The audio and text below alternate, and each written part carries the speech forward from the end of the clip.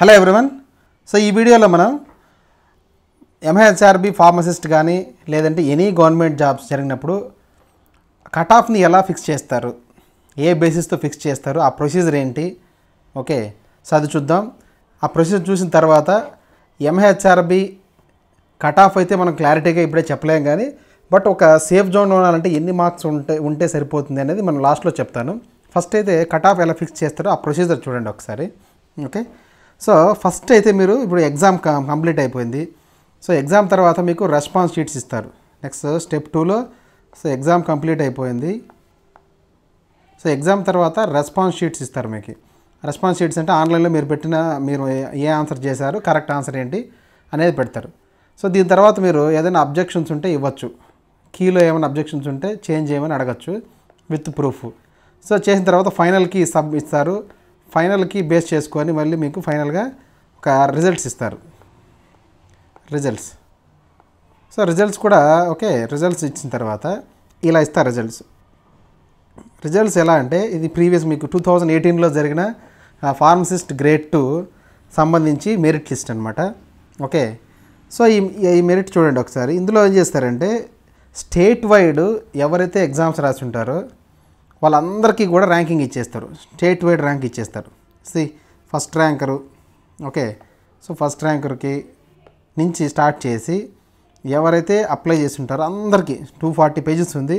So last 11,000 rank వరకు ఉంది, okay. 11,000 అందరికీ ఇచ్చేస్తారు ర్యాంక్ అయితే కంప్లీట్లీ. సో కంప్లీట్గా ర్యాంకింగ్ ఇచ్చేసిన తర్వాత ఇలా ఇచ్చిన తర్వాత ర్యాంకింగ్ నెక్స్ట్ ఏం చేస్తారంటే ఆయా కన్సర్న్డ్ జోన్స్ ఉంటాయి కదా, ఆ కన్సర్న్డ్ జోన్స్లో ఎవరైతే వాళ్ళ ఆప్షన్ ఇచ్చుంటారో జోన్స్కి, ఆ ఆప్షన్ ఇచ్చిన వాళ్ళు అక్కడికి రమ్మంటారనమాట. ఆ కన్సర్న్డ్ జోన్స్ దగ్గరికి వాళ్ళ మెడికల్ బోర్డు ఉంటుంది కదా, వాళ్ళు రమ్మని చెప్తారు. సో వచ్చినప్పుడు లేదంటే ఆన్లైన్లో ఆప్షన్స్ అయినా ఇవ్వమంటారు. అది ఎలా చేస్తారో చూడాలి మరి. సో వాళ్ళు పిలిచిన తర్వాత ఫస్ట్ ఆఫ్ ఆల్ ఏం చేస్తారంటే మామూలుగా మనకి పోస్టులు ఇలా ఉంటాయి. సో ఇది మీ నోటిఫికేషన్ది. సో ఇలా ఉంటుంది. సో ఆల్రెడీ మీకు స్ప్లిట్టింగ్ చేస్తున్నారు జోన్ 1, ఓకే. సో జోన్ 1లో ఎన్ని ఉన్నాయి, ఆ ఉన్న పోస్టుల్లో కూడా ఓసీకి ఎన్ని, బీసీ ఈడబ్ల్యూఎస్కి ఎన్ని, బీసీ ఎన్ని, బీసీబీ ఎన్ని ఎక్సెట్రా మొత్తం అన్ని కేటగిరీ వైజ్ స్ప్లిట్టింగ్ చేసి ఇచ్చారు. అలా అన్ని జోన్స్లో ఇచ్చారు, ఓకే. సో యాక్చువల్గా ఇందులో ప్రతి కేటగిరీకి ఇచ్చిన పోస్టుల్లో ఉమెన్ రిజర్వేషన్ 33% ఉంటుంది. సో అది యాక్చువల్గా స్ప్లిట్ చేయలేదు, కానీ ఇక్కడ లాస్ట్లో ఒక వర్డ్ అయితే ఇచ్చారు, ఒక లైన్ ఇచ్చారు, హారిజాంటల్ రిజర్వేషన్ ఫర్ ఉమెన్స్ అని 33% ఉంటుంది యాక్చువల్గా. ఇది ఎలా డిసైడ్ చేస్తారంటే ఇంతకుముందు 2018లో జరిగినప్పుడు ఆల్రెడీ హారిజాంటల్ రిజర్వేషన్ స్ప్లిట్ చేసే ఇచ్చారు. ఇలా ఉంటుంది 2018 ఇది. See here. సో ఇక్కడ ఆదిలాబాద్ డిస్టిక్లో అబ్జర్వ్ చేస్తే ఓసీలో టోటల్గా 3 పోస్టులు ఉన్నాయి. ఈ 3లో 33% అంటే 33 అంటే 3 పోస్టుల్లో 33% అంటే 0.99 పోస్టులు అంటే ఈక్వల్ టు 1 అనమాట. సో ఆ 1 స్ప్లిట్ చేసి ఉమెన్ కేటగిరీలో పెట్టారు 33% అంటే. నెక్స్ట్ జీ అంటే జనరల్. ఓసీలోనే ప్రతి కేటగిరీలోనే జనరల్ ఉమెన్ అలా ఉంటుంది. జనరల్ అంటే ఇందులో మెన్ ఉమెన్ ఇద్దరికి ఇస్తారు. ఉమెన్ అంటే సపరేట్గా ఉమెన్కి మాత్రమే ఇస్తారు, అంటే ఓసీలో ఉండే ఉమెన్స్కి ఓపెన్ కేటగిరీలో ఉండేది. నెక్స్ట్ బీసీఏలో ఉండే జనరల్ అంటే మెన్ ఉమెన్ ఇద్దరికి కల్పిస్తారు. నెక్స్ట్ బీసీఏలో ఉమెన్కి సపరేట్గా స్ప్లిట్ చేస్తారు ఉన్న పోస్టుల్లో. సో దీన్నే మనం హారిజాంటల్ రిజర్వేషన్ అంటారు, ఓకే. సో ఇప్పుడు మీకు ఇచ్చింది ఎలా ఇచ్చారంటే హారిజాంటల్ రిజర్వేషన్ స్ప్లిట్ చేయలేదు. సి హియర్ డైరెక్ట్గా ఓసీలో 21 ఇచ్చారు, ఈడబ్ల్యూఎస్లో 6 ఇచ్చారు, బీసీఏలో 5 ఇచ్చారు, బీసీబీలో 5 అలా ఇచ్చారు. కానీ హారిజాంటల్ రిజర్వేషన్ స్ప్లిట్టింగ్ చేయలేదు. జనరల్ ఎన్ని, ఉమెన్ ఎన్ని, ఈ కేటగిరీలో ఓసీలో జనరల్ ఎన్ని, ఉమెన్ ఎన్ని, ఈడబ్ల్యూఎస్లో జనరల్ ఉమెన్ ఇలా ఇవ్వలేదు, ఓకే. సో దీన్ని నేను అప్రాక్సిమేట్గా 33% క్యాలిక్యులేట్ చేసి స్ప్లిట్ చేశాను, అప్రాక్సిమేట్ మాత్రమే ఇది. సో దాన్ని బేస్ చేసుకొని మీకు ఎలా ఫిల్ చేస్తారు, కట్ ఆఫ్ ఎలా డిసైడ్ అవుతుంది చూడండి, ఓకే. సో ఇలా ఆ జోన్ 1లో ఉండేదాన్ని నేను స్ప్లిట్టింగ్ చేశాను. సో జోన్ 1లో ఓపెన్ కేటగిరీలో టోటల్ ఓపెన్ కేటగిరీలో ఉన్న పోస్టుల్లో మనకి 21 ఉన్నాయి. ఆ 21లో నేను ఇలా స్ప్లిట్టింగ్ చేశాను. 21లో అది 33% అంటే 7 అవుతాయి. ఉమెన్ కేటగిరీ సపరేట్గా స్ప్లిట్టింగ్ అయిపోతుంది ఉమెన్కి. నెక్స్ట్ జనరల్ కేటగిరీలో 21లో 7 పోతే 14 ఉంటాయి. సో 14, 7 జనరల్ కేటగిరీకి 14, ఉమెన్ కేటగిరీకి 7. సో అలా అన్ని కేటగిరీల్లో నేను స్ప్లిట్టింగ్ చేశాను, జనరల్ ఉమెన్. ఇక్కడ టోటల్ 8 ఉన్నాయి ఈడబ్ల్యూఎస్కి. 8లో 33% అంటే 2 ఉమెన్కి వస్తాయి, జనరల్కి 6 వస్తాయి. సో దీన్ని ఇప్పుడు ఎలా ఫిల్ చేస్తారో ఒకసారి చూడండి. దీన్ని బట్టే మన కట్ ఆఫ్ అనేది డిసైడ్ అవుతుంది. సో ఇప్పుడు suppose first general category open category తీసుకుందాం. ఓసీ అంటే ఓపెన్ కేటగిరీ. ఓపెన్ కేటగిరీలో ఏమున్నాయి, జనరల్ ఉంది, ఉమెన్ ఉంది. జనరల్కి 14 ఉన్నాయి, ఉమెన్కి 7 ఉన్నాయి. దీన్ని ఎలా ఫిల్ చేస్తారు ఫస్ట్ చూద్దాం. ఆ కన్సెంట్ జోన్లో ఉండే అందరిని రమ్మంటారు. సో ఫస్ట్ అందరూ చూస్తారనమాట ఆప్షన్ మాత్రం ఎన్ని మెరిట్. సో అందులో ఉండే టాప్ 14, సో అందులో ఉండే ఆ జోన్లో జోన్ 1లో ఉండే టాప్ 14 మార్క్స్ అంటే ఫస్ట్ నుంచి 14th ర్యాంక్ వరకు తెచ్చుకున్న వాళ్ళకి ఈ జనరల్ కేటగిరీలో ఇచ్చేస్తారు. ఓపెన్ కేటగిరీలో ఉండే అంటే జనరల్లో ఉండే 14 ఇచ్చేస్తారు. సో ఆ 14లో ఎవరైనా ఉండొచ్చు. లైక్ ఎగ్జాంపుల్ చూడండి, నేను రాసిన ఎగ్జాంపుల్ మాత్రమే ఇది. ఫస్ట్ ర్యాంకరు 65 మార్క్స్ వచ్చాయి ఓపెన్ కేటగిరీ ఓసీ అనుకుందాం. సెకండ్ ర్యాంకరు 64 మార్క్స్ వచ్చాయి BCA. Third ranker 63 marks SC women. Fourth ranker ఆ జోన్లో మాత్రమే ర్యాంకింగ్ చెప్తున్నా. Fourth ranker 62 marks ST. Fifth ranker 60 marks EWS women అని అనుకుందాం. సో ఇలా ఇంకా మిగతా రాయలేదు నేను. So up to 14th rank వరకు ఎవరైనా ఉండొచ్చు అందులో. OC, BC, SC, ST, any category ఎవరున్నా సరే టాప్ 14లో ఉన్న అందరికీ కూడా ఫస్ట్ ఈ 14 పోస్టులు ఇచ్చేస్తారు. ఫస్ట్ అయితే ఇచ్చేస్తారు. ఓకే, సో ఇచ్చేసిన తర్వాత నెక్స్ట్ ఏం చేస్తారు, నెక్స్ట్ ఏమున్నాయి ఇక్కడికి వస్తారు మళ్ళీ. సో నెక్స్ట్ ర్యాంక్ పర్సన్ చూస్తారు. నెక్స్ట్ ర్యాంక్ పర్సన్ ఎవరున్నారు, 15th ర్యాంకు ఓసీ ఉన్నారు. ఓసీకి సంబంధించిన వాళ్ళు 54 మార్క్స్ వచ్చాయి. కానీ ఉన్నవేమో 14 కదా, ఓసీకి ఇంకా లేవు ఇక్కడ, కాబట్టి వీళ్ళకి జాబ్ రాదు. ఓకే, ఆ జోన్లో క్యాన్సిలా.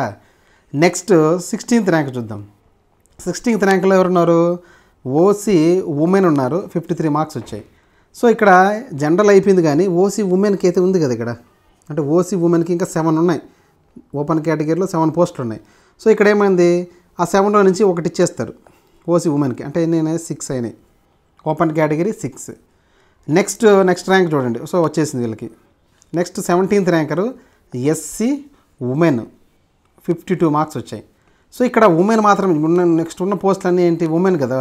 సో ఎస్సీ ఉమెన్ ఉన్నారు కాబట్టి ఎస్సీ ఉమెన్కి ఏం చేస్తారంటే తీసుకెళ్ళి, ఆల్రెడీ వీళ్ళు జనరల్లో డైరెక్ట్గా జనరల్ కేటగిరీలో వచ్చారు. సో జనరల్ కేటగిరీలో ఇక్కడ ఓపెన్ కేటగిరీలో ఉండే ఉమెన్స్ అందరూ అయిపోయేంత వరకు ఎవరైనా వచ్చినా సరే ఇచ్చేస్తారు. ఎస్సీ, ఎస్టీ, బీసీ, ఉమెన్ అయి ఉండాలి అంతే. ఓకే, సో ఇక్కడ ఎస్సీ ఉమెన్ ఒకరు వచ్చారు ఇచ్చేస్తారు. సో నెక్స్ట్ 5 ఉన్నాయి. సో అలా కంప్లీట్గా జనరల్లో ఉండే 7 కంప్లీట్ అయ్యేంత వరకు ఉమెన్స్కి మాత్రమే ఇచ్చుకుంటా పోతారు. కంప్లీట్ అయిపోయిందా. నెక్స్ట్ 18th ర్యాంకర్, సో వీళ్ళకి వచ్చింది జాబ్. నెక్స్ట్ 18th ర్యాంకర్ వచ్చేసి బీసీ బి ఉన్నారు, మేల్ యాక్చువల్గా ఉమెన్ కాదు, సారీ మెన్. సో ఇక్కడ మార్క్స్ 51 వచ్చాయి, బాగానే ఉంది. సో బీసీబీ మెన్ కాబట్టి జనరల్ కేటగిరీలో ఆల్రెడీ 14 ఫిల్ అయిపోయి అక్కడ రాదు. ఇక్కడ ఓపెన్ కేటగిరీలో ఉండే ఉమెన్ కేటగిరీ కాబట్టి అతను మెన్ కాబట్టి ఇక్కడ రాదు అతనికి. కానీ అక్కడికి ఎక్కడ ఆపర్చునిటీ ఉంది, ర్యాంక్ ఏమో 18th. అక్కడ చూస్తారంటే బీసీబీలో ఏమన్నా పోస్టులు ఉన్నాయో చూస్తారు అప్పుడు. సో బీసీబీలో బీసీబీలో అది కూడా మెన్ కాబట్టి ఈ జనరల్లోనే తీసుకోవాలి, ఉమెన్కి వెళ్ళేదని ఛాన్స్ లేదు. సో బీసీబీలో 3 ఉన్నాయి కాబట్టి అతనికి బీసీబీ కింద ఇచ్చేస్తారు పోస్ట్. అప్పుడు 3-1 అంటే ఇంకా 2 మిగులుతాయి, ఇక్కడ 2 పోస్టులు మిగులుతాయి. ఓకే, సో అతనికి జాబ్ వచ్చిందా 18th ర్యాంకర్కి. సో 18th ర్యాంకర్ కూడా ఎక్కడొచ్చింది, బీసీబీ కింద ఇచ్చారు.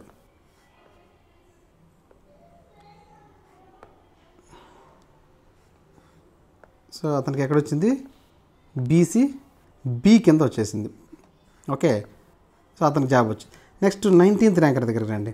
సో 19th ర్యాంకర్ ఎలా ఉన్నారు, బీసీడీ ఉన్నారు. బీసీడీ ఉమెన్ కాకపోతే ఉమెన్ 50 మార్క్స్ వచ్చాయి. ఓకే, సో ఇంకా ఇక్కడ జనరల్లో మనకి ఓపెన్ కేటగిరీలో ఇంకా పోస్టులు ఉన్నాయి, ఇంకా 5 ఉన్నాయి ఉమెన్కి. సో కాబట్టి ఇక్కడ ఏం చేస్తారు, ఆ బీసీడీ ఉమెన్ వచ్చినారు కదా 19th ర్యాంకర్, వాళ్ళకి ఇచ్చేస్తారనమాట అక్కడ పోస్ట్. అంటే వీళ్ళకు ఎక్కడొచ్చింది, బీసీడీలో కాదు, డైరెక్ట్గా ఓపెన్ కేటగిరీలో ఉమెన్ కింద వచ్చేసింది. సో ఓపెన్ కేటగిరీ ఉమెన్ కింద ఆ కేటగిరీ కింద వచ్చేసింది.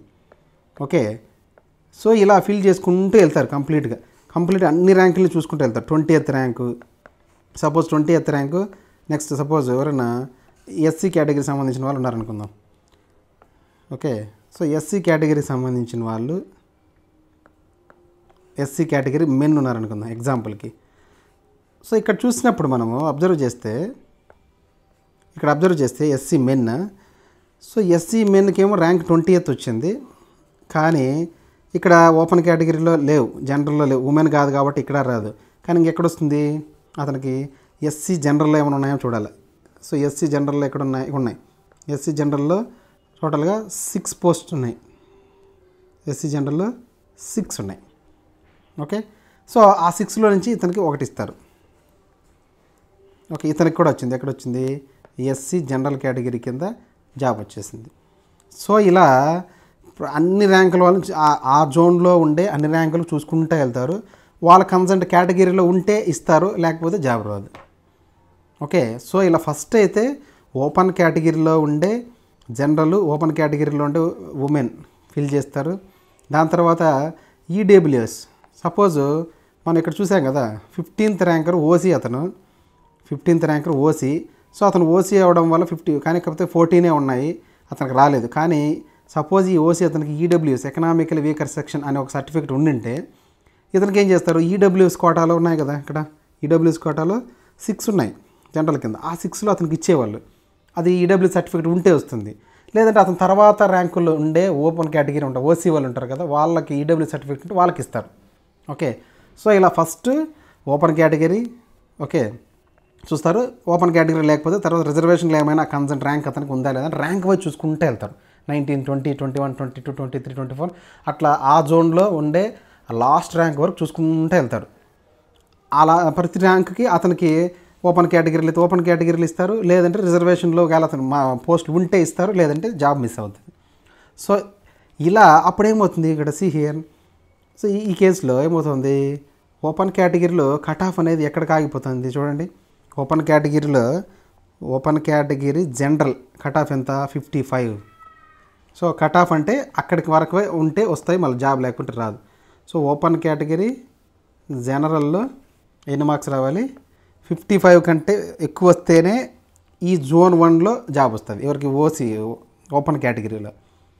అట్లా కాకుండా నెక్స్ట్ అలా చూసుకుంటే లేమనుకోండి. సో మనకు ఒకవేళ 25th ranker suppose OC women అనుకోండి. ఓసీ ఉమెన్ వాళ్ళకి, ఓసీ ఉమెన్కి సపోజు ఒక 49 మార్క్స్ వచ్చాయి అనుకుందాం. ఓసీ ఉమెన్కి 49 మార్క్స్ వచ్చాయి.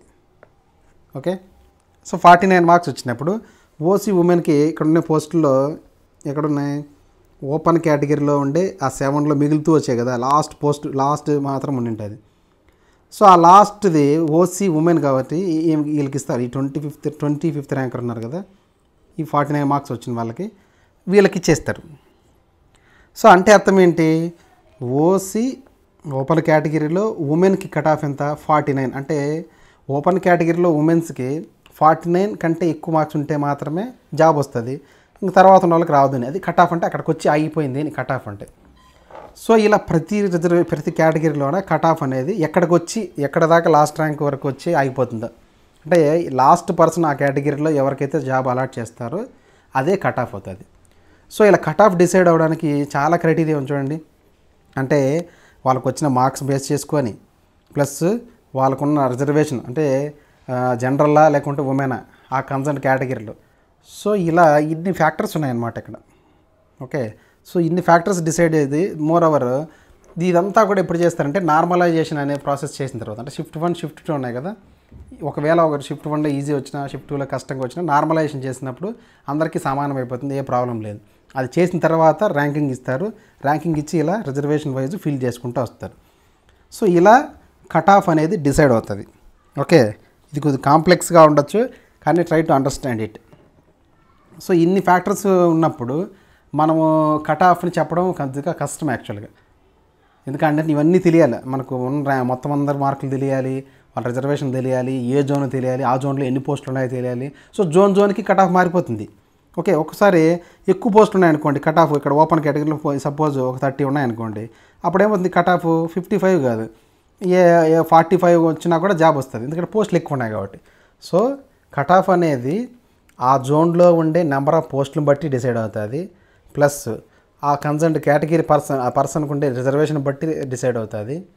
ఓకే, తర్వాత ఉమెన్ ఉమెన్కి ఇంకొంచెం తక్కువ ఉన్న మార్కులు వస్తాయన్నమాట.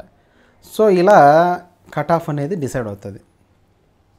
సో ఇప్పుడు మనకి కట్ ఆఫ్, ఇప్పుడు మనకి ఇంకా రెస్పాన్స్ షీట్లు రాలేదు, ఇప్పుడే కట్ ఆఫ్ అని చెప్పడం అనేది అసలు అది కరెక్ట్ కాదనిపిస్తుంది. కాకపోతే ఒక సేఫ్ జోన్ అంటే ఏమంటే అట్లీస్ట్ ఓపెన్ కేటగిరీ వాళ్ళు అట్లీస్ట్ నాకు తెలిసి ఒక 60-65 మధ్యలో, ఓకే 60-65 ప్లస్ మధ్యలో ఉంటే ఓపెన్ కేటగిరీ సేఫ్ జోన్లో ఉన్నట్టు. ఓకే, సో ఈడబ్ల్యూఎస్ వాళ్ళు అట్లీస్ట్ ఒక అరౌండ్ 60 ప్లస్ ఉంటే ఇంచుమించుగా సేఫ్ జోన్లో ఉన్నట్టు ఈడబ్ల్యూఎస్. నెక్స్ట్ వచ్చేసి బీసీ కేటగిరీలో ఆల్ కేటగిరీస్ అప్రాక్సిమేట్గా అందరికీ చెప్పేస్తాను. సో అక్కడ కూడా ఇంచుమించుగా 60 ప్లస్ ఉండాల్సిందే దగ్గరగా అప్రాక్సిమేట్లీ నేను చెప్తున్నాను. నెక్స్ట్ ఎస్సీ కేటగిరీలో అరౌండ్ ఒక 50-55 ప్లస్ ఉన్నా ఓకే. ఎస్టీ కేటగిరీలో ఒక 50 ప్లస్. సో ఇలా ఉంటే ఇది నేను జస్ట్ సేఫ్ జోన్ మాత్రమే చెప్తున్నాను. ఇది డిపెండ్స్ అనమాట. ఇది డిపెండ్స్ ఆన్ జోన్ బట్టి చెప్పాను కదా, జోన్ కేటగిరీ నెంబర్ ఆఫ్ పోస్టులను బట్టి మారిపోతూ ఉంటుంది. ఇలాగని కాదు, బట్ ఇప్పుడు ఈ రోజుకి ఊరికి జస్ట్ మీకు ఒక అండర్స్టాండింగ్ పర్పస్కి సేఫ్ జోన్లో పక్కాగా మనకి సేఫ్ జోన్లో ఉండొచ్చు అని అనిపించుకోవాలంటే, సేఫ్ జోన్ ఉండాలంటే ఇన్ని మార్క్స్ ఉంటే కొంచెం బెటర్. కానీ డిపెండ్స్, ఒక్కొక్కసారి దీనికంటే తక్కువ మార్కులు కూడా రావచ్చు ఫైనల్లీ. అది we can't predict now. Okay, అది అసలు మళ్ళీ అలా ఊరికే ఏదో చెప్పడం అనేది కూడా కరెక్ట్ కాదు. ఇది కూడా ఎందుకంటే కొందరు అడుగుతున్నారని చెప్తున్నాను కానీ, బట్ కట్ ఆఫ్ అనేది ఇలాగే ఉంటుందని ఎవరు కూడా చెప్పలేం. ఓకే, సో ఐ హోప్ మీకు అర్థమైంది అనుకుంటున్నాను ఈ కాన్సెప్ట్. ఓకే, సో మీకు నచ్చితే లైక్ చేయండి, షేర్ చేయండి, సబ్స్క్రైబ్ చేసుకోవడం మర్చిపోవద్దు. ఇంపార్టెంట్ వీడియోస్ వస్తూ ఉంటాయి. Okay, thank you. All the best for your results.